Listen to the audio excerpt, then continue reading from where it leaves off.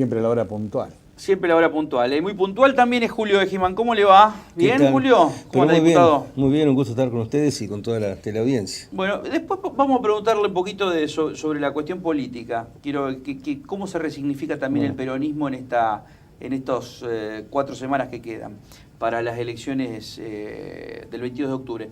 Pero hay una interesante novedad con respecto a la regulación del transporte. Usted es autor de un proyecto que es muy interesante, sobre todo por lo sucedido con Monticas y también el miedito que le da a mucha gente hoy ir en los colectivos, sobre todo de líneas interurbanas. ¿Cómo se regula el transporte y cómo se cotejan su visión, el espíritu, digamos, de lo que usted propone en la ley, y también un mensaje que hay del Poder Ejecutivo? O sea, el gobernador Lifchit envió un mensaje a la legislatura. Sí, es así. El año pasado yo presenté un proyecto de ley provincial de transporte a partir de que hay un gran vacío. Convengamos que lo que tenemos actualmente data de 1935, la 2499. Obviamente, más allá que hubo algunas actualizaciones, es una ley que necesita sí o sí imperiosamente modernizarse.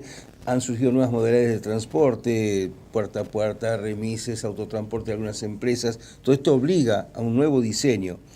Pero también planteaba, por ejemplo, en ese momento, la necesidad de asegurar un marco de otorgamiento de las concesiones de los corredores por un proceso licitatorio, para que las empresas se avengan a ese modelo, donde tengan el otorgamiento de los corredores por un mecanismo que sea realmente transparentado, superando ese esquema de las autorizaciones precarias. Ahí estaba el proyecto, durmiendo el sueño de los justos. Pasó lo que pasó, esta tragedia terrible, Monticas, este choque entre 2 colectivos de la misma empresa, este saldo luctuoso y la toma de conciencia de que no se podía seguir con esos vacíos, y desde ya que el Ejecutivo tenía que adoptar una política de Estado distinta frente a la cuestión del transporte de pasajeros.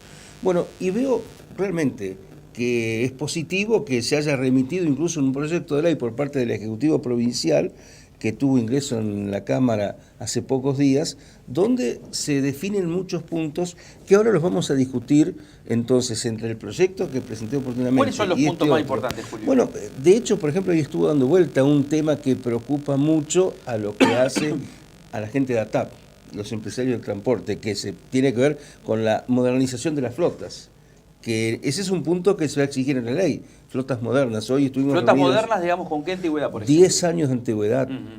Ahora, ¿cómo llegar a ese proceso? Si se pone en vigencia ya, hoy, si es 2006 ya no podría entrar dentro de la flota. Pero obviamente esto tiene que... Perdón, esta mañana hablaba con el secretario de Transporte de la provincia, precisamente charlando y contándome cómo era esto que iba a presentar el gobierno que usted está comentando ahora. Y lo que me comentaba, que lo más importante de todo es la salida de la precarización del transporte. ¿Por qué? Porque hasta ahora todo es precarizado. Yo te doy a vos una línea de transporte y vos te la doy por 10 años, pero está tan precarizado todo que, por ejemplo, no podés conseguir que un banco te dé un crédito para comprar unidades, porque el banco va a sacar la conclusión que darte, no sé, 20 millones de pesos para comprar unidades no es seguro que vos se las pagues, porque es tan precario el sistema de transporte y el papeleo, digamos, que tienen las empresas con la provincia, que mañana podés, por cualquier acontecimiento, dejar de ser el prestador de esa línea y por ende no tener para pagar las unidades que sacaste con un crédito. ¿Está de acuerdo con esto? Y de hecho el sistema planteado a partir de la voluntad de un funcionario de turno que daba las autorizaciones precarias con una extensión de 1 o 2 años es mucho más débil que este modelo donde se otorga por procesos licitatorios y por tiempos ya definidos por ley lo que es la titularidad de una concesión. Eso ofrece mayores perspectivas. Pero hoy hablábamos con los empresarios del sector de eso que tiene que ver con mejores condiciones de seguridad jurídica y también de contextos que hacen, por ejemplo, la política de subsidios de la Nación para apoyar lo que es la tarea. La Nación tiene en este punto que ver qué va a hacer porque hay una idea de quitar subsidio, lo cual va a generar para los empresarios... Pero hoy sigue con el mismo esquema que tenía el kirchnerismo de subsidios. se achicó, se redujo, se están... O sea, se fue, paulatinamente se fue achicando de estos 19 meses. No se han actualizado los montos, eso es lo que ha ido pasando. Hubo un crecimiento inflacionario, los montos no se actualizaron. De ese punto de vista habrá que ver qué política Hay materia que de decirle a la subsidios... gente, los subsidios son para,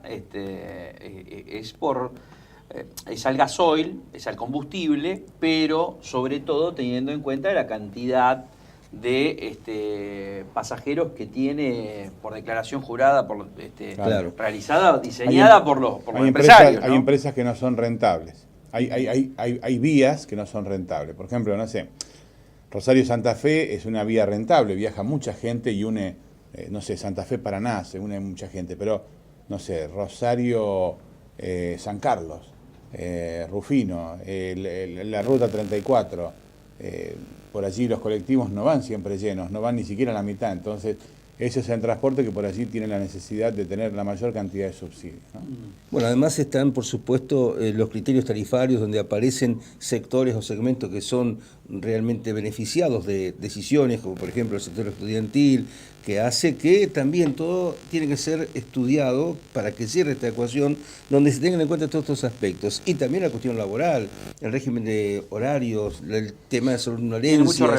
Tienen mucho rebote los de laburo, digamos, los obviamente, choferes. y sobre todo garantizar frecuencias Ahora, horarias. ¿se alinea el sindicato, por ejemplo, en eso? Nosotros justamente ahí viene lo que estamos planteando, anticipo aquí que el 1 de noviembre que vamos a hacer el primer debate de esta cuestión, lo vamos a hacer en el Colegio de Abogados aquí de la ciudad de Santa Fe, donde queremos que el sector gremial participe exponiendo su mirada, el sector empresarial, de hecho ya hoy le dijimos que es importante escucharlos, y nosotros trataremos entonces de ir consensuando una ley que pueda armonizar esto que es justamente la necesidad de ordenar el sistema, garantizando más transparencia e incluso el derecho del usuario, que está incorporado en la Constitución y queremos que también se refleje en la ley. ¿Cómo se representa el usuario? Bueno, el control social... Por ejemplo, su proyecto de ley genera, digamos, la posibilidad de que haya representantes de usuarios en la generación justamente de ese debate que se va a dar cada tanto. Tiene que darse. Nosotros hoy, ¿a qué modelo asistimos? Un usuario que va a las estaciones terminales presenta en un libro de quejas su reclamo, su malestar, o recurre a los medios de comunicación. Hoy veía lo de en el juicio debido, la cantidad de familiares de las víctimas, claro, que ya llegan con el resultado opuesto, llegan con exacto, la pérdida de familiar. Y tratan de, por lo menos, que la justicia le devuelva algo del alma de esa persona fallecida, haciéndolo justicia, justamente. La justicia le pide justicia. Precisamente los familiares de los muertos y heridos después del accidente de Monticas plantearon un control social, que el derecho del usuario se traduzca en lo que es una presencia a la hora de contralor de todo lo que es el recorrido, las frecuencias, la higiene, la seguridad que exhiban cada una de estas unidades de transporte. ¿Cuántos inspectores hay en la provincia que pueden llevar a cabo? ¿Tienen ustedes un relevamiento? Cuando lo entrevistamos al secretario de Transporte, la verdad que era para agarrarse la cabeza porque era una estructura de 45.000 kilómetros y en realidad había una estructura que no llegaba a los 50 agentes, inspectores. Con 50 personas no podés controlar a nadie. Eso era realmente la endeblez del Estado a la hora de controlar era tan fuerte que de hecho esta falta de controles también coayudó a este escenario tan triste que hemos vivido. O sea, una ley de vieja data obsoleta, un Estado debilitado. Bueno, así estaban incluso las empresas sujetas a una situación de precariedad, con el régimen de inversiones también incierto. Estas incertidumbres tienen que ser despojadas y por eso queremos hacer un debate rico, serio, que esté despojado de lo que es una mirada parcial y que sea capaz de realmente construir una superación de estado de cosas. 1 de noviembre, la primera vez. Bueno, vamos a estar, ¿no? Sí, vamos a estar presentes. Diputado, muy cortito porque sé que Rodrigo quiere hablar de política también, ¿no? Pero estuvo mucho tiempo usted y su equipo trabajando sobre una ley del deporte automotor que hace 3 meses, 2 meses y medio más o menos salió de diputados, con el consenso de creo que todos, ¿no? Incluso hasta hubo algunos cambios de última en los que participó Dipolina y gente de otros bloques y se trabajó mucho en eso. Llegó a senadores y hace 3 meses que duerme el sueño de los justos y que no, y que por ejemplo no está saliendo ni siquiera de la Comisión de Seguridad. ¿Ustedes no tienen contactos con los senadores como para ver, che, qué pasa, por qué, qué está pasando con esto, cuál es el problema, hay algo que le tengan que explicar, hay algo que, no sé? Es un ida y vuelta entre diputados y senadores que a veces se da en este punto o en otro. También, convengamos, hemos dado desde nuestra mirada una serie de presiones sobre la reforma del Código Procesal Penal en la provincia, pero estas modificaciones que hicimos diputados no son aprobadas en el Senado, y ahí está también sin tratarse el tema. A la vez el Senado puede plantear que en diputados no se tratan algunos temas, y esto forma parte de esta situación que, bueno, uno a veces quisiera que tuviese otro ritmo, pero son tiempos específicos de cada cuerpo y habrá que ver el Senado qué hace. Todavía estamos en un periodo legislativo que no terminó y entiendo que se van a acelerar el tratamiento de estas cuestiones, más allá de que el hecho político electoral juega en contra de lo que puede ser la celeridad. Ahí quería llegar. ¿Se está trabajando con normalidad por las elecciones o no? Bueno, esto naturalmente hace que el escenario sea un poco más complejo. Porque ninguno es candidato. A ver. Pero un escenario más complejo, porque los debates en estas coyunturas electorales hay que tratar de evitar precisamente que estén teñidos de lo que es una competencia electoral, para que el debate sea más rico y más productivo. Esto es lo que hay que ser cuidadoso como legisladores. Tenemos temas que no queremos que realmente sean afectados por circunstancias o coyunturas muy específicas, pero el periodo ordinario de sesiones termina. Todavía hay tiempo para tratar estas cuestiones, así que veremos qué pasa. Yo no quisiera... Cuando terminen las elecciones van a quedar un mes y una semana y 10 días para poder tratarlo antes del 30 de noviembre. Sí, después está el gobernador que puede remitir en extraordinarias proyectos de ley para ser tratados, así que veremos en ese sentido. Métale pata. Todavía tiene tiempo, Egiman, porque si no siempre ya pasó en diciembre del año pasado. Bueno, y el tema sobre todo que siempre le pregunta a Marcelo lo mismo, ¿no? Lo de la pirotecnia cero.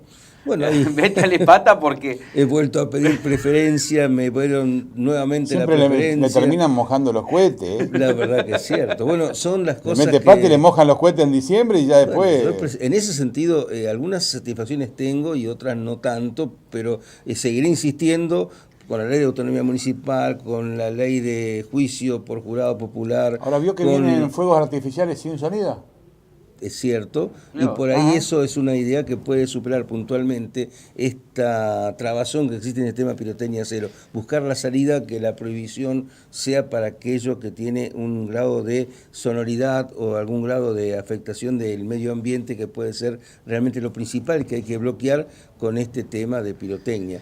Hay muchos proyectos que obviamente uno quisiera que salgan más rápido, pero los tiempos legislativos y parlamentarios son estos, y hay que maniobrar en ese sentido. Sí, generar los consensos. Generar consensos, esa es la palabra. 2 minutitos nos quedan nada más. Rossi más Rodenas más Divert, ¿es sumable? ¿Y cómo que no? Si el Frente Justicialista siempre fue eso. Sumatoria. Vino Kicillof y Rodenas no apareció. Pero es que son distintas miradas que se dejaron rodar que el límite que tenía Rodenas era Kicillof, por ejemplo. Pero es que, en definitiva, este es el gran desafío que tiene el Frente Justicialista. Pero en Santa Fe se avanzó mucho en esta idea de, a pesar de las miradas distintas, hacer un esfuerzo común.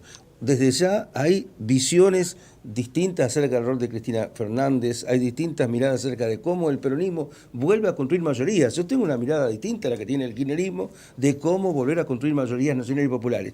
Pero lo que sí coincidimos aquí es en que obviamente frente a un modelo nacional como el que lleva adelante Macri, que implica endeudamiento, que implica empobrecimiento de muchos sectores, transferencia de recursos hacia los grupos concentrados, o este índice estadístico que surgió en los medios de déficit de la balanza de pagos, déficit comercial realmente tan alto, frente a este modelo nacional, el peronismo tiene una mirada crítica. Sí, yo creo que cambió el discurso de Rossi, empezaron de nuevo con el cliché del Frente Amplio. El tema es que tienen que reconocer... El Frente Justicialista no es Frente Amplio. No, pero dice, para ganarle a Macri en una construcción a 2 años hay que hacer un Frente Amplio. Lo digo Cristina también. El eje principal, en este caso en Santa Fe, es la reconstrucción desde el Frente Justicialista de esta impronta que queremos darle a una gran convocatoria. Así que nosotros vemos el Frente Justicialista como una herramienta que vuelve a tener esa visión movimentista, y en ese sentido estamos, y obviamente hay que tratar de terminar con los sectarismos, con actitudes que sean tan duras que impidan los esfuerzos comunes. Veo con agrado lo que han construido Rossi, Rodenas, Diver, el resto de la lista, que está permitiendo ser competitivo en octubre, y esto realmente nos alienta para afrontar el 2019, donde será otro escenario, pero queremos y lo estamos logrando llegar bien parados para ese momento, para que esto no sea un juego de opciones, a mi juicio, realmente perjudiciales para Santa Fe, que son las que propician el Frente Cambiemos o el Frente Progresista. Creemos que el Frente Justicialista tiene que ser la variante superadora de estos modelos actuales. Gracias, Egiman. Muchas gracias.